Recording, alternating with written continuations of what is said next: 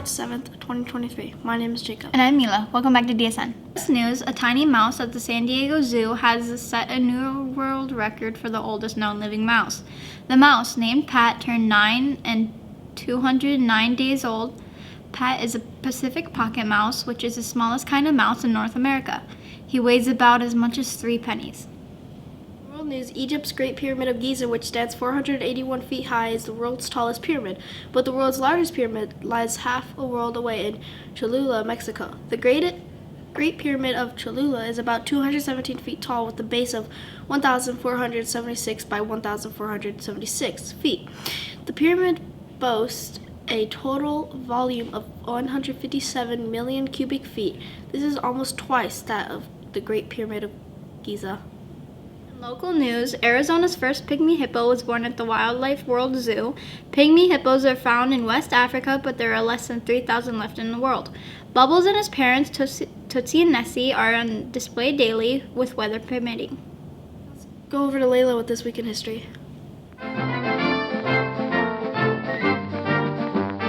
This Week in History. My name is Layla. In 1876, Alexander Graham Bell received the patent for his revolutionary invention, the telephone. His invention combined telegraph and record player technology to send sounds through wires. In 1959, the first Barbie doll went on display at the American Toy Fair in New York City. Ruth Handler, who founded Mattel with her husband, named the doll after her daughter, Barbara.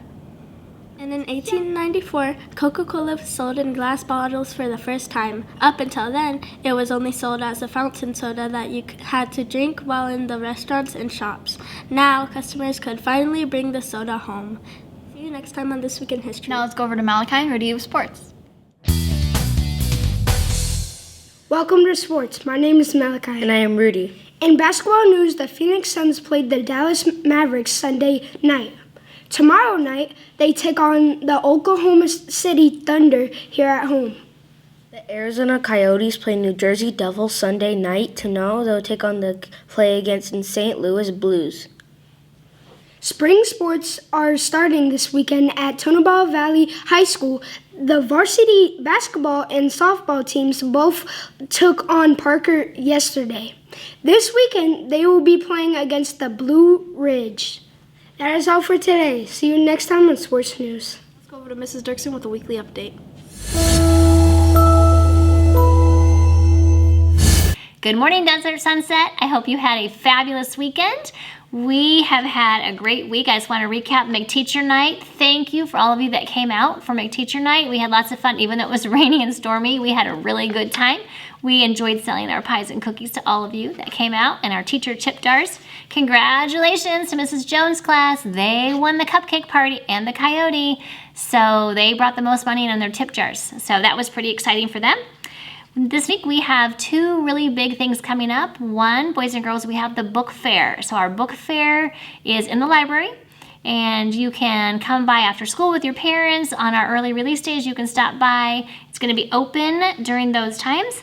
And we also have parent-teacher conferences. So on Thursday and Friday, we'll get out of school at 11:15. Make sure you remind your parents, 11:15 early release, because then it's going to give them a chance to meet with your teachers about how marvelous you've been doing for quarter 3. And then we will start our spring break. So after that, it's just super fast. We get ready for testing, and the year's going to come to an end real quick. Have a great week. Thank you, Mrs. Dirksen. Now let's go over to Ella and Brielle with entertainment news. Welcome to Entertainment News. I'm Ella. And I'm Brielle. If you're looking for something to do over spring break, you may want to check out the movie The Magician's Elephant. An encounter with a fortune teller sets Peter on a journey to find a magical elephant and hopefully his long-lost sister. The West Valley is getting a new entertainment complex this month. Fat Cats will be opening in Surprise right off the 303. Fat Cats will have a movie theater, 20 lanes of bowling, miniature golf, and a massive arcade. They hope to be open in time for spring break. That's all for this week. See you next time on Entertainment News. Now let's go over to Maverick with Science Time. Welcome to Science Time. My name is Maverick. Glowing worms can help detect air pollution. The impact of outdoor air pollution are well known. But indoor air pollution caused by emissions from building materials or even air fresheners can be just as harmful. Yet there are no widely accepted methods of detecting the toxins. But researchers at the University of Finland hope to change that with the help of tiny glowing worms. For their study, the scientists used two types of roundworms. The millimeter-long transparent worms had been genetically modified. They produce fluorescent protein when placed close to biological or chemical toxins. See you next week for more Science Time. Back over to Ella and Brielle with Fun Fact Trivia.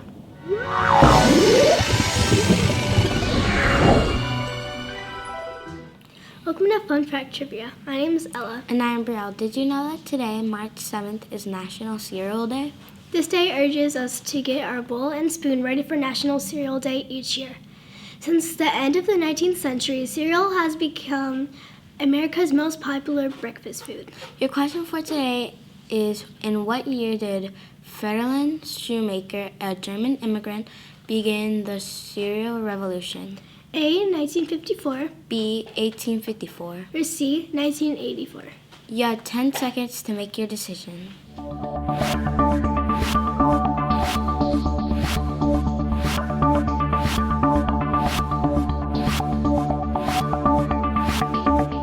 you said B, you're correct. His German Mills American Oatmeal Company was the nation's first commercial oatmeal manufacturer. In 1877, Shoemaker adopted the Quaker symbol, the first registered trademark for a breakfast cereal. To celebrate this day, give a shout out to your favorite cereal brand, have a bowl for breakfast, lunch, and dinner, share it as a snack, or even create a delicious recipe from cereal and share your recipes. See you next time on Fun Fact Trivia. Back over to Maverick with Word of the Week.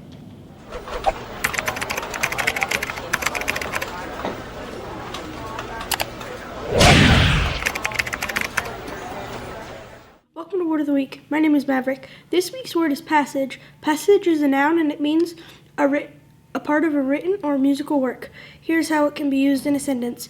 In this book, the author wrote a moving passage about his father's life. See you next time on Word of the Week. Now over to Brielle with a special guest and Joke of the Week. And welcome to Joke of the Week. My name is Brielle, and my guest today is Kayla from 4th grade. So, what's your joke? What do you call fake noodle? I don't know. What do you call it? An imposter. Great joke, Kayla. If you have a joke and would like to tell it on the news, please have your teacher email it to Miss Webb. See you next week. Thank you, Brielle. That is all for this week's episode of DSN. See you next week.